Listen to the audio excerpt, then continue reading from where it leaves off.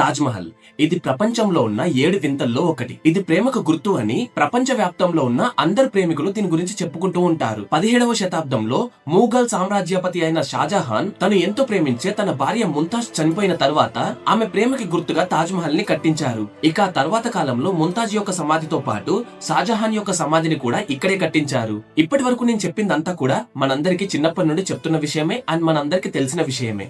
అయితే మీకు ఇప్పుడు అది తాజ్ మహల్ కాదు, అది తేజో మహాలయ అనే ఒక శివాలయం అని చెప్తే మీరు నమ్ముతారా? అండ్ గత 60 సంవత్సరాల నుండి ఈ తాజ్ మహల్ అండ్ తేజో మహాలయ మధ్య మన దేశంలో తాజ్ మహల్ గురించి డిస్కషన్స్, డిబేట్స్ ఇవన్నీ జరుగుతూనే ఉన్నాయి. గతంలో ఇక్కడ ఒక శివాలయం ఉండేది అని, ముఘల్స్ ఆ శివాలయాన్ని ధ్వంసం చేసి ఆ ప్లేస్ లో తాజ్ మహల్ ని కట్టారు అని ఇప్పటికీ కూడా కొంతమంది భావిస్తున్నారు. తాజ్ మహల్ కింద అండర్ గ్రౌండ్ లో 22 సీక్రెట్స్ రూమ్స్ ఉన్నాయని అండ్ ఇప్పటికీ ఆ రహస్య గదుల్లో హిందూ దేవతలకు సంబంధించిన ఎన్నో విగ్రహాలు అందులో దాచిపెట్టారు అని, వాటి గురించి మనందరం మర్చిపోయేలా చరిత్రను తప్పుదోవ పట్టించారు అని చాలా మంది నమ్ముతున్నారు. ఉత్తరప్రదేశ్ లోని BJP Ayodhya unit media incharge అయిన రాజేష్ సింగ్ అనే అతను అలహాబాద్ హైకోర్టులో దీని గురించి ఒక పిటిషన్ ఫైల్ చేశారు. ఇందులో భాగంగా ఆయన ఆ 22 దేవాలయ యొక్క గడులను ఓపెన్ చేయాలి అని డిమాండ్ చేశారు. కానీ హైకోర్టు మాత్రం ఆ కేసుని కొట్టివేసింది. అసలు తాజ్ మహల్ చుట్టూ ఏం జరుగుతుంది?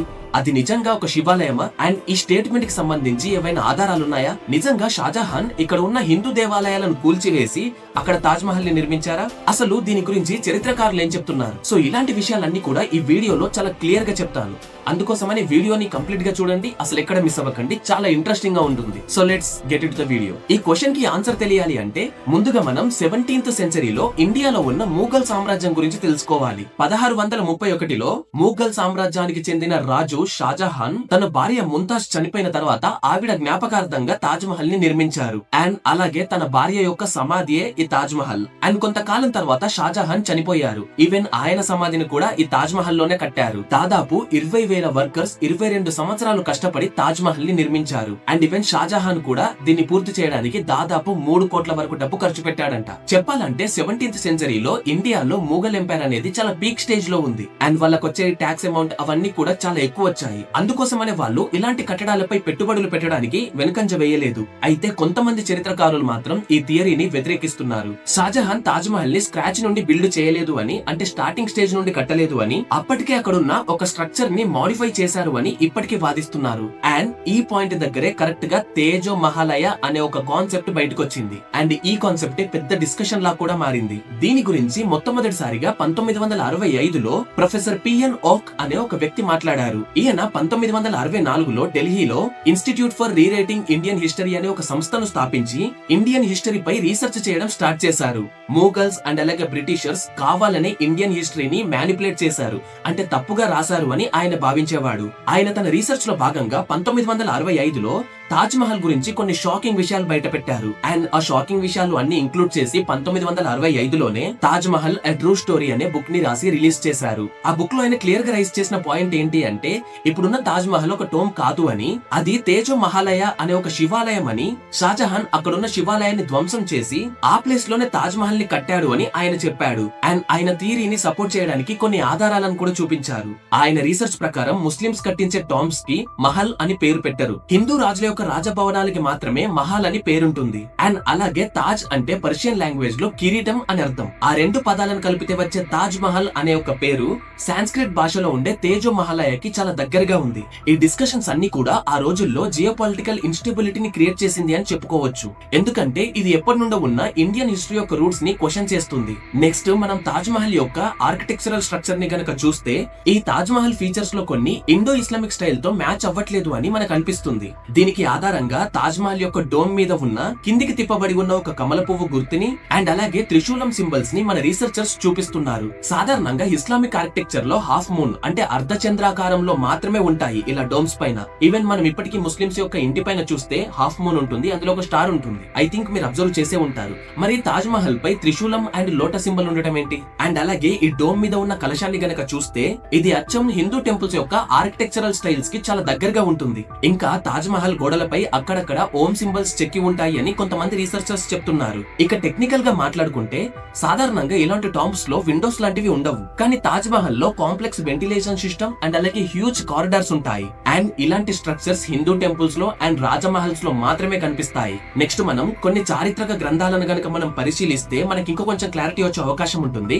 షాజహాన్ తన కోర్టు హిస్టరీ అయిన బాద్షా నమా అనే ఒక గ్రంథంలో రాజా జైసింగ్ నుండి ఒక ప్యాలెస్ ని తీసుకున్నాడు అని రాసి ఉంది. దీన్ని మంజిల్ ఈ రాజా జైసింగ్ అని పిలిచేవాళ్ళు. ఈ ప్యాలెస్ చాలా గ్రాండ్ గా ఉంటుంది. దీన్ని తీసుకున్న తర్వాత దీనికి బదులుగా షాజహాన్ జైసింగ్ కి వేరే ప్యాలెస్ లో ఒక 4 ఇచ్చాడు అని ఈ గ్రంథంలో రాసి ఉంది.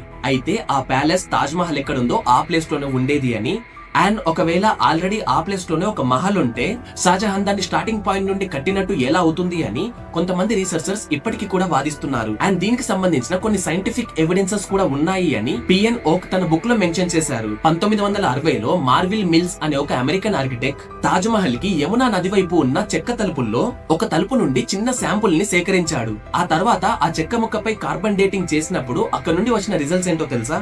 ఆ చెక్క ముక్క షాజహాన్ కాలం నాటిది కాదు, ఆయన కాలం కన్నా అది చాలా ముందుది అని రిజల్ట్ వచ్చింది. అంటే దాదాపు అది 13th to 14th సెంచరీకి సంబంధించిన డోర్ అని పిఎన్ ఓక్ గారు తన బుక్ లో మెన్షన్ చేశారు. Professor Marvin Mills, who's the great architect which did a lot of research into the Taj Mahal, and he was able to take a piece of the doorway which is situated near the Jamuna River, and after carbon dating that, he found predates the era of Shah Jahan by at least 200 years. I mean, it's expected or it's said that Shah Jahan built the Taj Mahal in about 1652, but the doorway itself was carbon dated to exist 200 years before that. ఆ తలుపు షాజహాన్ కాలానికంటే దాదాపు 300 సంవత్సరాల కంటే ముందు కట్టింది అయినప్పుడు తాజ్ మహల్ ని 1631లో నిర్మించారు అని చెప్పడం అనేది ఒక ఫాల్స్ స్టేట్మెంట్ అవుతుంది అని రీసెర్చర్స్ అంటున్నారు. ఇంకొంతమంది మాత్రం పాత చెక్క తలుపుల్ని మళ్ళీ తీసుకొచ్చి తాజ్ మహల్ కి పెట్టి ఉండొచ్చు కదా అనే పాయింట్ ని రైజ్ చేస్తున్నారు. అంటే ఆ రోజుల్లో ముస్లిమ్స్ హిందూ దేవాలయాలపైన దాడి చేసి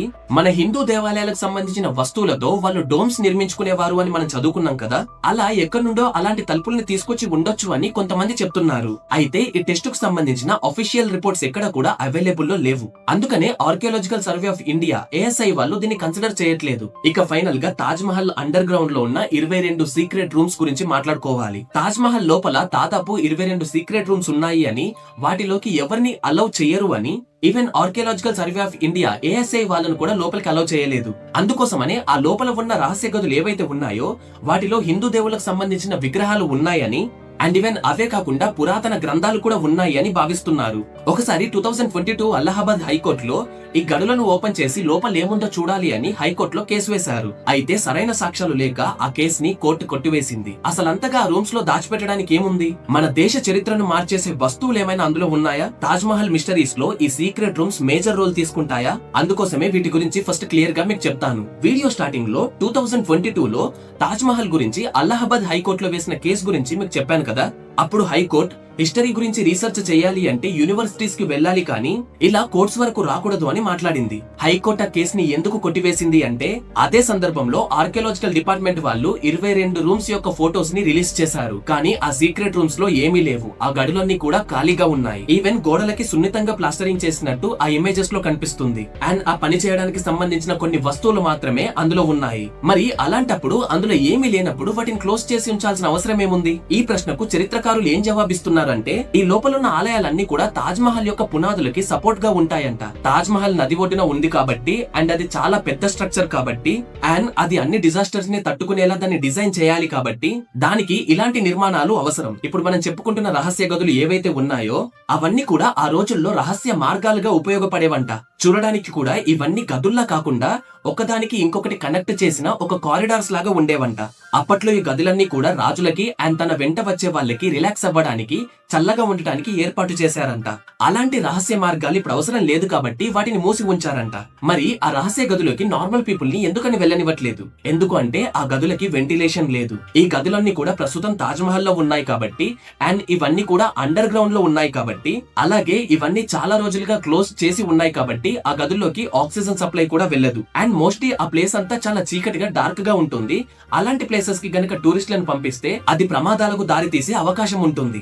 సఫకేషన్ వల్ల చాలా మందికి ఊపిరి ఆడకపోవచ్చు. అంతేకాదు దీని వల్ల మొత్తం స్ట్రక్చర్ కూడా దెబ్బతినొచ్చు. అందుకోసమనే ఈ రహస్య గదుల్లోకి ఎవరిని వెళ్ళనివ్వట్లేదు అని, ఇక్కడ దాచడానికి పెద్ద ఏమీ లేదు అని ఇంకొంతమంది చరిత్రకారులు చెప్తున్నారు. ఇక హిందూ మతానికి సంబంధించిన స్ట్రక్చర్స్ అండ్ సింబల్స్ విషయానికి వస్తే, తాజ్ మహల్ అనేది Indo Islamic style of architecture లో నిర్మించబడింది. అంటే ఇందులో ఇస్లామిక్ స్టైల్ తో పాటు ఇండియన్ స్టైల్ ఆఫ్ ఆర్కిటెక్చర్ కూడా ఉంటుంది. కాబట్టి ఆ మినార్స్ మీద ఉండే కలశాల వంటి స్ట్రక్చర్స్ అన్ని కూడా కేవలం డిజైన్ లో భాగం మాత్రమే. అండ్ ఆ రోజుల్లో తాజ్ మహల్ ని నిర్మించిన 20,000 వర్కర్స్ లో చాలా మంది హిందూస్ కూడా ఉన్నారు. కాబట్టి వాళ్ళు కూడా అక్కడక్కడ హిందూ దేవుళ్ళకు సంబంధించిన సింబల్స్ ని చెక్కి ఉంటారు అని కొంతమంది చరిత్రకారులు భావిస్తున్నారు. అయితే ఈ డిస్కషన్స్ అన్ని స్టార్ట్ చేసింది ఎవరు అంటే పిఎన్ ఆక్ గారు. కాకపోతే ఆయన చేసిన డిస్కషన్స్, ఆయన రైస్ చేసిన పాయింట్స్ కి ఎలాంటి యొక్క ప్రూఫ్ ని కూడా ఆయన సంపాదించలేకపోయారు. కేవలం ఆయన చేసిన అనాలిసిస్ అంటే ఆయన మాటలతోనే ఇక్కడ శివాలయం ఉంది అంటే నమ్మరు కదా. అయితే తాజ్ మహల్ కంటే ముందు అక్కడ ఒక శివాలయం ఉందో లేదో అనే విషయానికి ఇంకా క్లారిటీ లేదు.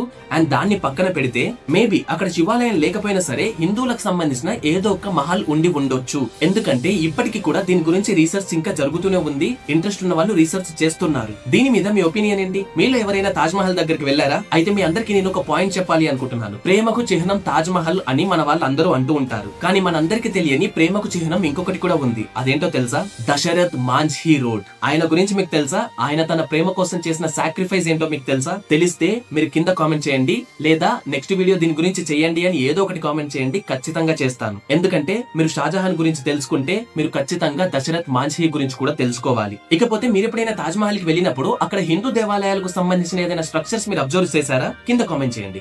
అండ్ అలాగే పక్కన హైప్ బటన్ ఉంటుంది. ఖచ్చితంగా వీడియోని హైప్ చేయండి, చాలా మందికి రీచ్ అవుతుంది. అండ్ అలాగే గైస్, మీకు మా ఎఫర్ట్ నచ్చినట్టయితే, మా రీసెర్చ్ నచ్చినట్టయితే ఇంకా ఛానల్లోకి వెళ్ళి వీడియోస్ చూడండి.